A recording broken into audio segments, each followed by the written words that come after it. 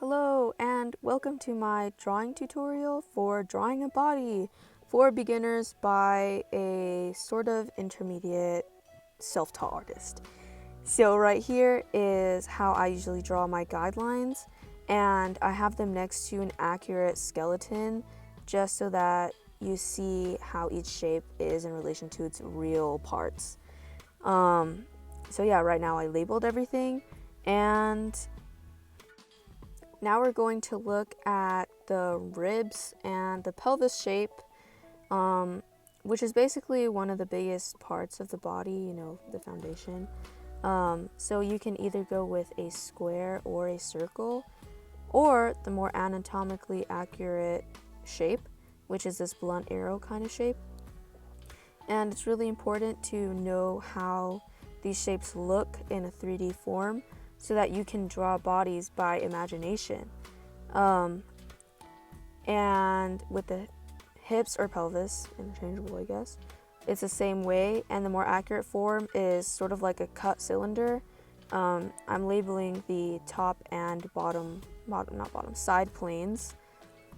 And these are just really helpful in knowing what angles a body is in, and it's all preference, whatever you're most comfortable with. Some people prefer drawing with circles, some people prefer drawing with squares.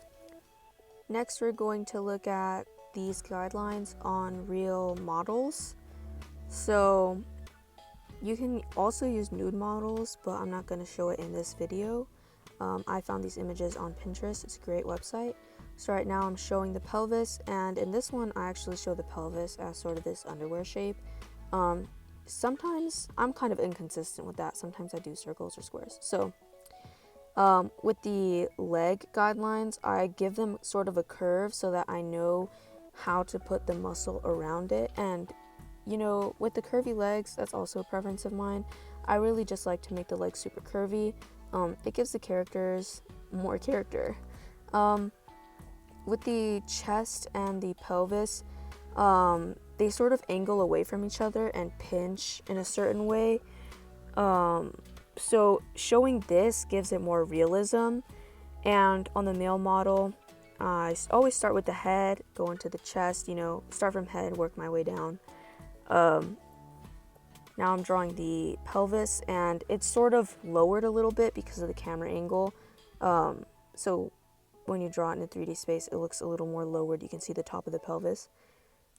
In real life, the legs don't exactly connect to the pelvis in this way, but since it's a guideline, you can go crazy with that. It doesn't have to be super accurate, but the accuracy is a part of the planning stage, and it helps just make your drawings look good overall. And now I'm actually showing how I add form to this guideline, add the muscles on. And usually with guidelines, the lines are like in the middle, and I add the muscle around it. And I'm showing how where the nipples are, where the belly button is, and where the face is facing. And that horizontal line on the face is usually where the eyebrows are. So these are just very general guidelines. Also, with proportions, the elbows are usually near the bottom of the chest, and the hands go a little further down from the pelvis. Here I'm also adding some tilt with the chest and the pelvis, just to show kind of a more sassy pose. And the body is also around 7 to 8 heads tall. So this man is a little taller than this woman, but you can go crazy with your character design. Make a woman like 4 foot tall, 9 feet tall, or 4 foot tall. But generally, people are around 7 to 8 heads tall, average height. And Loomis drawing figures show like the proportions very well. This is where I learned how tall figures are. And next we're going to move on to gesture drawing. So gesture drawings are very important because they basically are warm-ups, and they also help you understand the forms of the body without any details. so they can get like the general shape of a body. And usually I recommend to not use straight lines because a body usually isn't made out of straight lines. And it helps you understand the shapes, including detail. So not just like the guideline where it's basically like the skeleton, but gesture drawings encompass the whole body. And right here, I'm just making very loose and fast strokes. Accuracy is not super important. As long as you capture the feeling of the pose, that's good. And it's also good to exaggerate with gesture drawings because, it helps make a drawing more interesting instead of stiff and boring. And right now I'm going to go over the body of this moving figure with the body guidelines that I showed previously. And the chest is 3D. The pelvis, I'm also making this kind of underwear 3D shape, and showing how the leg kind of fits into that. Now I'm drawing the legs, showing the tilt. I just really like that. I don't know, it just makes the body look more interesting, I guess. And the arms, this upward curve. And the arm behind is obscured by the chest, and I'm showing where the shoulder would be, even though you can't see it. And then there's the face, which is looking up and sort of to the side, so you can also see under the head, and the head is a 3D shape. So it's very important to show that. And also, if you're having trouble knowing where to put the arm when you're drawing without a reference, it's important to understand the range of motion of the arm. So this isn't exactly correct. It needs to be a little more arched. So like this, more of a circle. The arms sort of go like circular, in a circular way. And the elbows are similar to that too, but a little shorter since they're closer to the head. So if you're ever having trouble, just sort of draw an arc away from the body, and the hand or the elbow, the wrist or the elbow, I should say, would probably lie on that arc. And knowing the 3D shape helps you move the pose in three-dimensional space. So here I'm just showing you how I would move this pose. And you need really good spatial reasoning for this because, you imagine this 3D shape turning. So I'm imagining where the leg would be if it was turned a little bit. The foot, you're basically looking at the bottom of the foot here. And the arm is basically almost completely covered if it sticks straight out.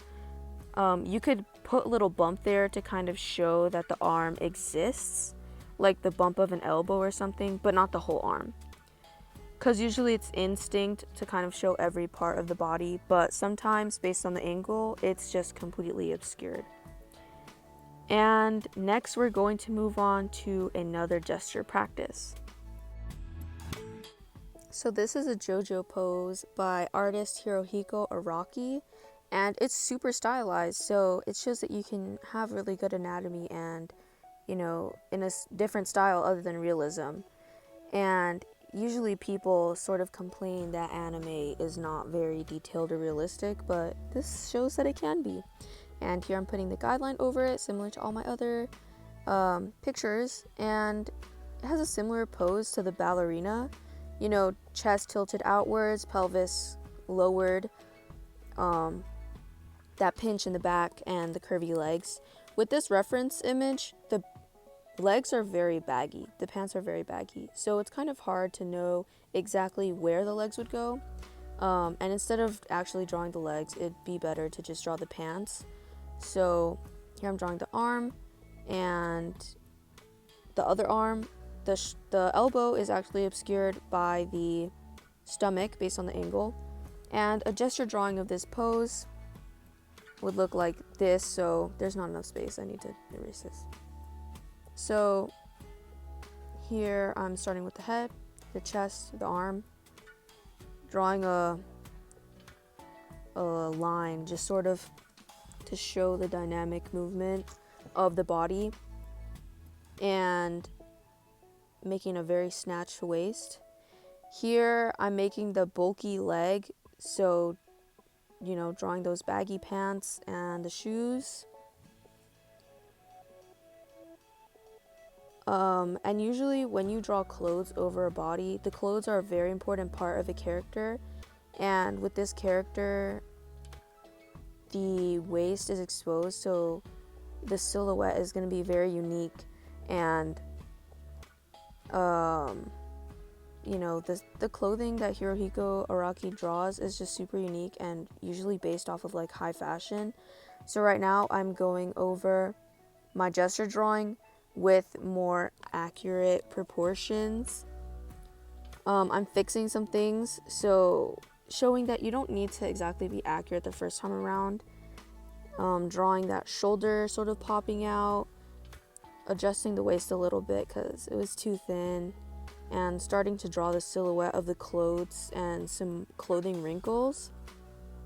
So usually when I draw people, this is how I start off, with like a general idea of how I want the pose, and then I go over, make my edits, and make sure that all the proportions align.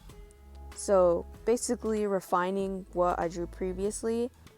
And you can also take your time with your guidelines, which also makes sense because you need to take all the necessary preparations to make your drawing look very accurate. And here we're going to look at some reference images. So is this reference image good or bad? I'm gonna give y'all some time to figure it out. Pause. Oh, and it depends, really.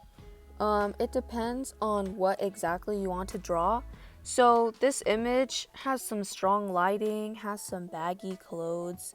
So it would be very good if you want to draw a character in this certain lighting, and if they have this kind of an outfit going on, because it doesn't really show the body. The body is mainly obscured by the baggy clothes. But, it can also be good if you have a vague idea of a pose already and you just want some more reference on how to draw that pose. But the body is basically obscured, and here I'm drawing, all the different possibilities on where it could go, because, we never know for sure. So it would be good for an approximate kind of drawing, like what I'm drawing here, how I would draw a pose using this as a reference, and adding some creative freedom in there, giving her a little peace sign and a winky face. But generally, it really depends how good this is as a reference. And is this reference good or bad? Pause or, make a decision right now. So this reference is actually really good if you need help with drawing a body. And this is because you can see everything. Nothing is really obscured by clothing other than the chest area. But you can always find other references. References are never exactly what you need them to be, and they're just very good guidelines. The lighting is not very strong. It's just a fluorescent kind of lighting that comes from the top front, I guess, model lighting. And here I'm drawing some more guidelines just to show how easily it is to see the body. And it's also an interesting pose because the arm goes behind the back, instead of just a stiff forward-facing pose. And using references is not cheating. It's not bad. It's actually very good to use references because it helps give your drawing the illusion of realism, and helps if you need inspiration for a pose, or if you need to know exactly what skin looks like in a certain lighting, or if you have a specific body type in mind. So a general overview of what we have gone over. Let me make this in the correct order.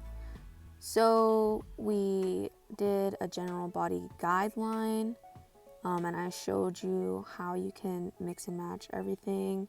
We went over gesture drawings, their importance, and how to do it. We went over what a good and a bad reference looks like for drawing the body.